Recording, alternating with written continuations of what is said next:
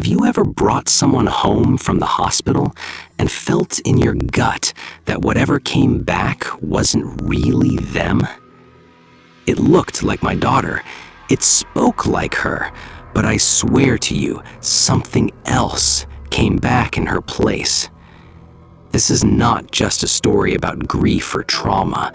This is about something far darker. Something that hides behind the familiar and waits. I don't know who to talk to anymore. The doctors won't believe me. My ex-husband thinks I've lost my mind. But something is wrong. Deeply, terrifyingly wrong. My daughter came back from the hospital after the accident, but she isn't my daughter anymore. Before the accident, Sophia was light. She would hum off-key Disney songs and make up ridiculous jokes only a 5-year-old could laugh at. She'd get grumpy if I took her tablet away, or if I gave her carrot sticks instead of cookies. But even in her tantrums, she was sunshine. Pure, innocent, stubborn sunshine. That day started like any other. We were on our way home from dance class. Sophia had fallen asleep in the back seat, her glittery tutu still on, crumbs from her granola bar on her chin. Then, the horn, the glass, the spinning, a crash, a moment, and then silence. The accident wasn't even serious, not for me at least. A broken nose, some bruises, nothing life-threatening. Sophia was asleep in her booster.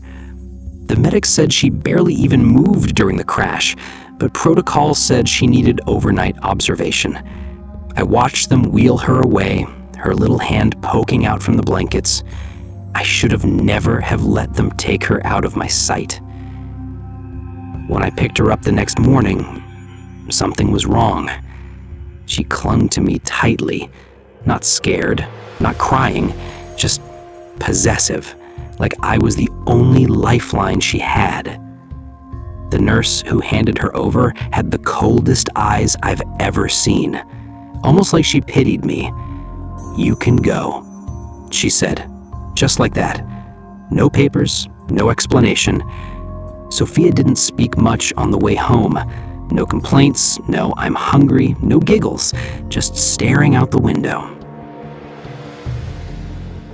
Over the next few days, I tried to pretend things were normal.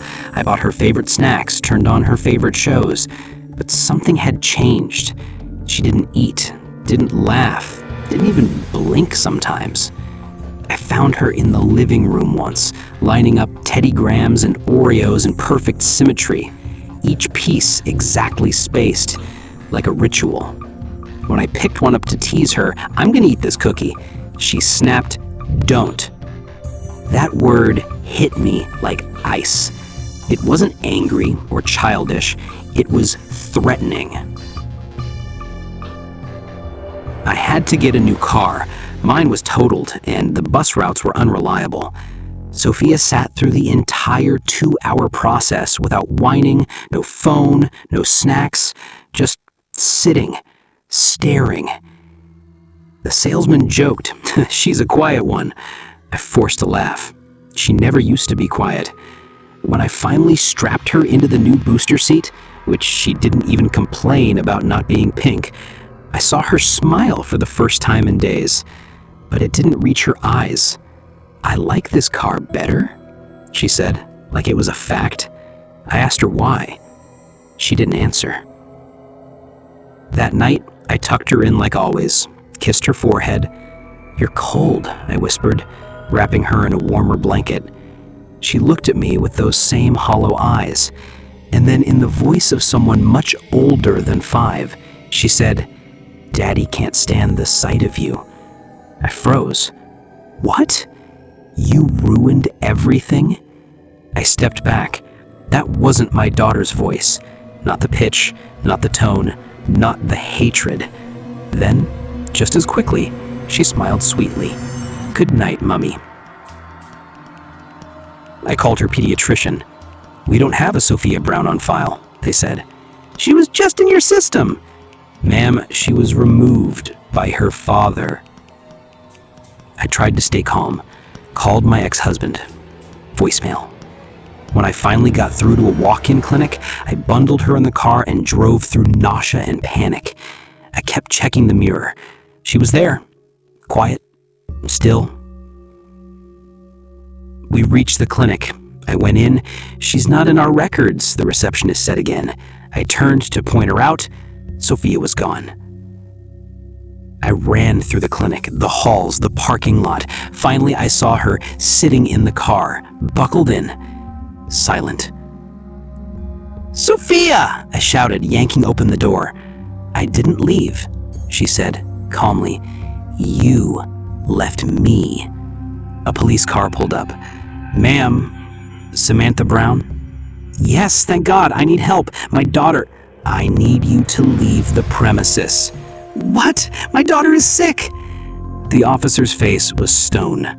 "Ma'am, your daughter died in a car accident 2 years ago. You were the driver." My heart stopped. Blood. Cold. Reality breaking. "That's not true," I whispered. "She's right there." I turned to point, but the backseat was empty. I don't know what's real anymore, but when I come home, she's there. I see her in her room. I hear her breathing, feel her cold little hands in mine. She laughs sometimes. Other times she screams in her sleep or speaks in voices that aren't hers. They all think I'm insane. They filed restraining orders, but I know what I saw. I know what I feel. I know she's here. Sophia is cold again tonight. I'll bundle her up, give her cookies. Tomorrow we'll try another clinic. Maybe someone will see her. Maybe someone will believe me. Please. Please believe me. Because whatever came back from that hospital isn't my daughter.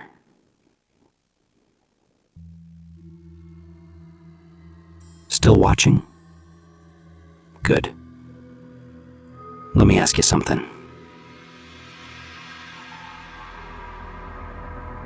What if this happened to you? If someone you loved came back not quite right, would you notice? Or worse, would you pretend not to? Sleep well tonight. But before you do, check the shadows.